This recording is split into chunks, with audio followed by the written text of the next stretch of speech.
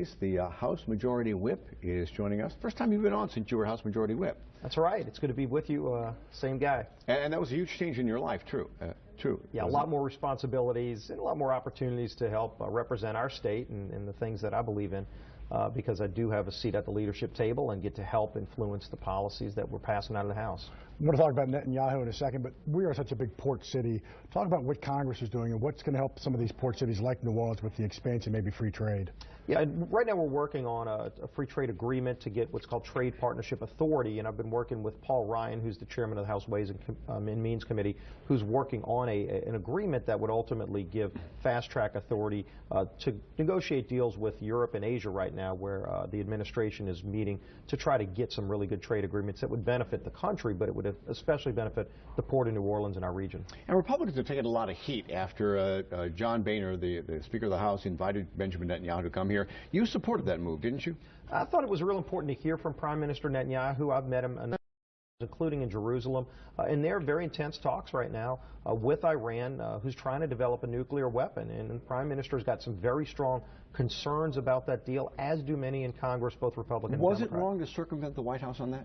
No, I think in the end, the White House doesn't consult with us when the President brings a foreign leader to the White House. And Prime Minister Netanyahu is a longtime friend of the United States, and I thought it was important that he come and talk about this deal that's being negotiated with Iran, because there are implications clearly for Israel, but also for the United States. And he had some very different views than the President.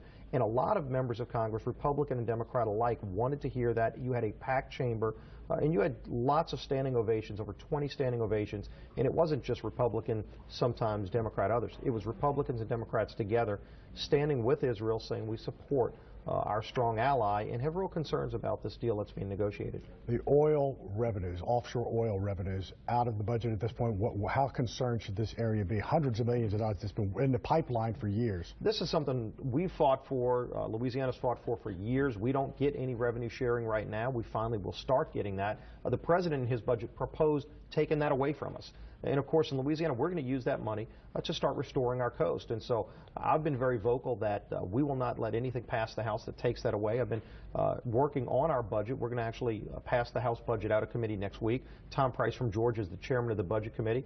He and I spoke about this already, and it will not be in his budget. We will protect Louisiana's offshore revenue so we can restore our coast. Two quick ones, I mean really quick. Do you agree with the Iran letter by the senators? And at some point, is Congress going to have to step into the Secret Service situation here? Well, a lot of concerns have been issued about the Secret Service. A lot of oversight hearings have been held by the committees of relevance regarding the Secret Service's operations, and we're going to continue to watch that. As it relates to Iran, I thought the senators were very much within their purview to let the leaders of Iran know that if you think you're going to cut some bad deal with the United States, Congress has to be involved in this, and they've made that very clear. We've made it very clear. The White House ought to be talking with us to ease those sanctions that worked and crippled Iran. But at the end of the day, if the President does cut a bad deal, and again, the Prime Minister laid out what is bad about the deal. This isn't just some hyperbole. He went point by point, and the administration has yet to respond to those issues that are serious. And we want to make it clear, if a bad deal's cut, it will not last beyond this President's tenure. The next President can undo that deal, because we need to end Iran's ability to develop nuclear weapons. That's what they want to do. We need to stop her from doing it. I wish we had more time. Come we'll back do it and again. see us again. Yeah, come back. Absolutely. You know where to find us.